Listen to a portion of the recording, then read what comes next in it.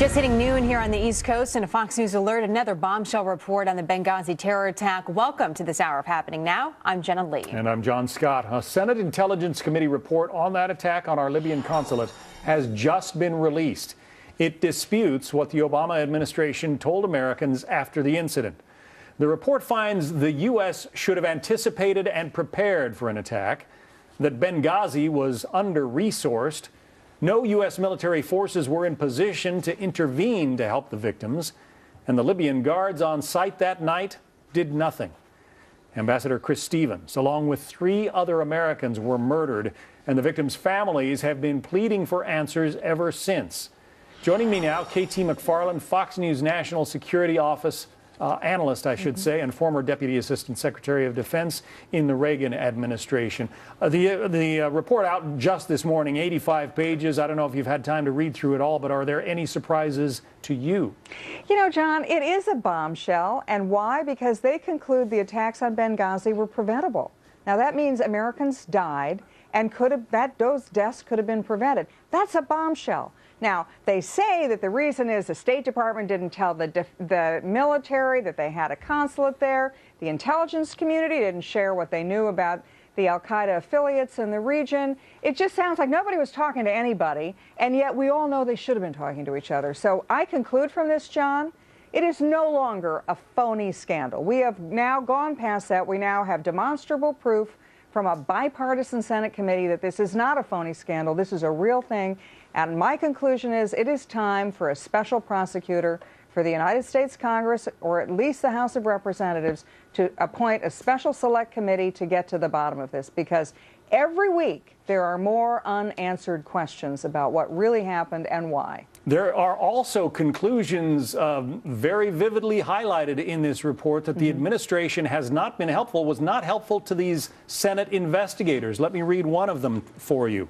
The committee notes that the IC, that's shorthand for the intelligence community, State and Department of Defense provided the committee with hundreds of key documents throughout this review, although sometimes with a significant amount of resistance, especially from State.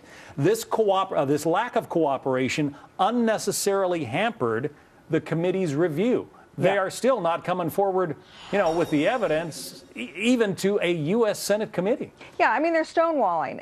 There's also demonstrable evidence now that the president knew that it wasn't a spontaneous crowd responding to an obscure YouTube video, but that it was a planned attack by an al-Qaeda affiliate.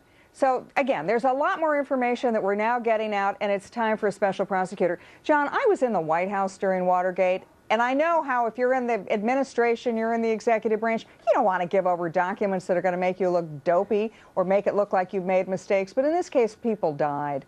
And so the only way America's going to get to the bottom of this, and the American people are going to know, and those families are going to know why their sons died, is if there is a special prosecutor who has the ability to subpoena witnesses, to provide whistleblower protection to them, and get to the bottom of this. Otherwise, the cover-up will continue. And the files will be buried, and nobody will ever really know. That's one of the, we'll get to that in a minute. That's one of the conclusions of the report. But the glaring finding, they call it finding number one, that in the months before the attacks on September 11th, 2012, the Intelligence Committee provided ample strategic warning that the security situation in eastern Libya was deteriorating and that U.S. facilities and personnel were at risk in Benghazi.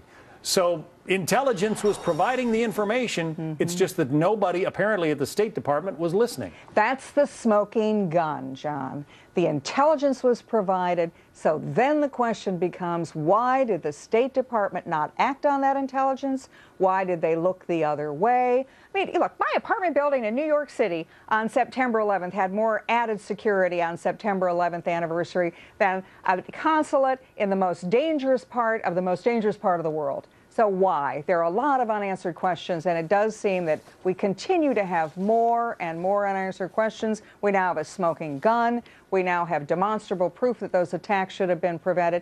The American people are owed an explanation. Also, a lack of accountability from the administration. That gets blasted in the report, both in terms of the accountability for what happened and the search for the attackers. The report notes that nobody has been arrested in connection with that attack. Correct. we will continue to keep an eye on this and bring any more information out of that report as we see it. KT McFarland, thank you. Thanks, John. Much more on that story throughout the day. In the meantime,